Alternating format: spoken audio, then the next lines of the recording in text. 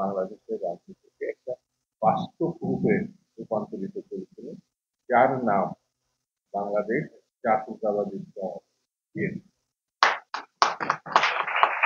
এখন অনেকেই বিএনপি, আমরা আমরা যারা এই বয়সে এসেছি, এখন অনেকে তরুণ তো এই জিনিসগুলো এখন অনেকেই আলোচনা করছে। আর আমি জহিরুদ্দিন স্বপনকে ধন্যবাদ দিই,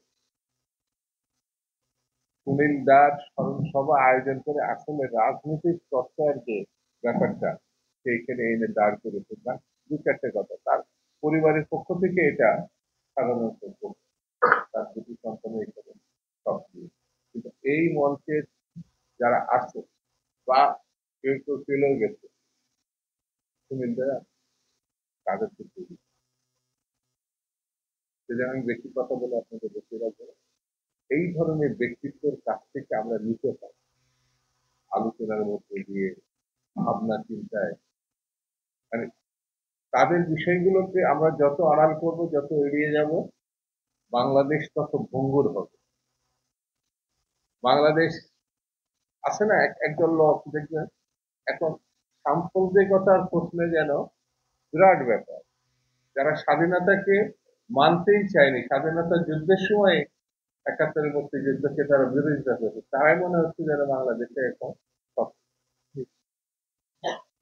সুবিধা সব কিছু বিএনপি গঠন করেছেন। আমরা ধর্মনিরপেক্ষতার কথা বলি না, কিন্তু আমরা সকল ধর্মের প্রতি শ্রদ্ধার কথা বলি, সকল ধর্ম, সেটা অনেক অনেক বড় একটা ব্যাপার। এই যে আজকে যে মানুষটাকে আমরা সমর্থন দিচ্ছি গণতন্ত্র পূর্ণ প্রতিষ্ঠার জন্য,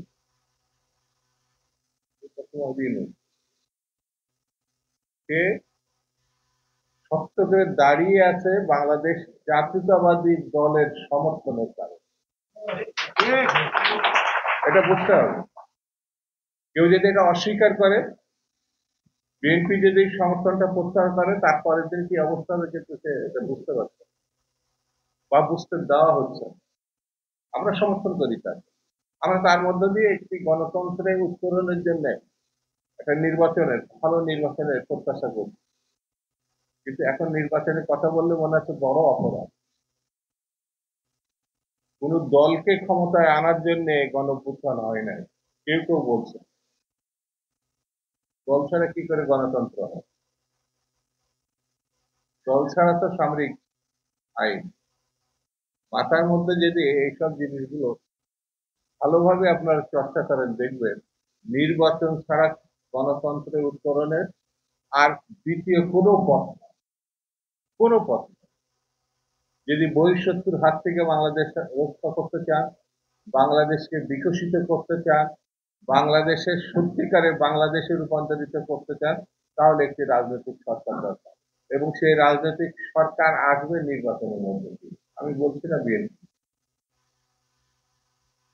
সবাই, আমার তো মনে হয় আল্লাহও জানে বিএনপি ছাড়া জিতে কোনো দল নেই বাংলাদেশ।